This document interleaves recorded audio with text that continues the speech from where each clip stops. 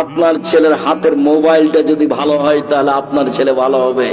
আপনার ছেলের সবচেয়ে কাছের বন্ধু হলো মোবাইল, আপনার মেয়ের সবচেয়ে কাছের বান্ধবী হলো মোবাইল।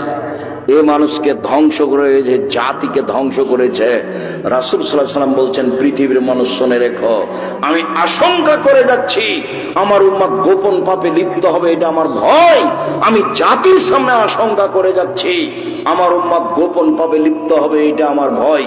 যেটা দিন রাত মানুষ গোপন পাপে লিপ্ত, ওই ঘরে তুমি দেখো ল্যাংটা মেয়ে মোবাইলে, ওই ঘরে তোমার বোন দেখে ল্যাংটা মেয়ে মোবাইলে, ওই ঘরে তোমার মা দেখে, ওই ঘরে তোমার বাপ দেখে, পুরো বাড়িটা জেনাই সয়লাব, জেনার বন্যা। রাসূল সাল্লাল্লাহু আলাইহি ওয়াসাল্লাম বলছেন, আইনানে তাজনিনা জিনাহুম নাজর, দুই চোখের জেনা হচ্ছে চোখ দিয়ে দেখা, হলো জেনানে জেনা হল ইস্তেমাও, দুই কানের জেনা হচ্ছে কান দিয়ে শোনা, অলিয়াত জেনা হাল বাদশ, হাতের জেনা হচ্ছে হাত দিয়ে ধরা, আর রিজল জেনা হাল মাসি, পায়ের জেনা হচ্ছে পা দিয়ে চলা, জেনাল কালব তাতামান্না তাশতাহি, অন্তরের জেনা হচ্ছে পরিকল্পনা করা, জেলান নেসালা নুতক, জিহ্বার জেনা হচ্ছে কথা বলা।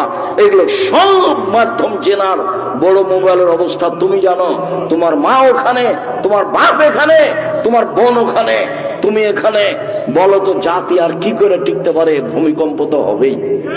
আপনার বন্ধু, ছেলের বন্ধু যদি কামার হয়, কর্মকার, পাশে বসে থাকে, আগুন ছিটে আসলে কাপড় জ্বলে যাবে।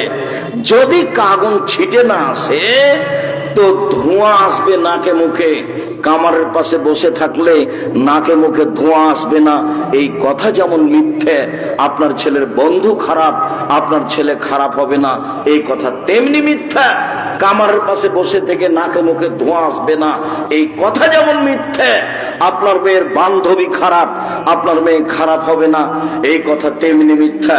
সম্মানিত দিনী ভাই বোন,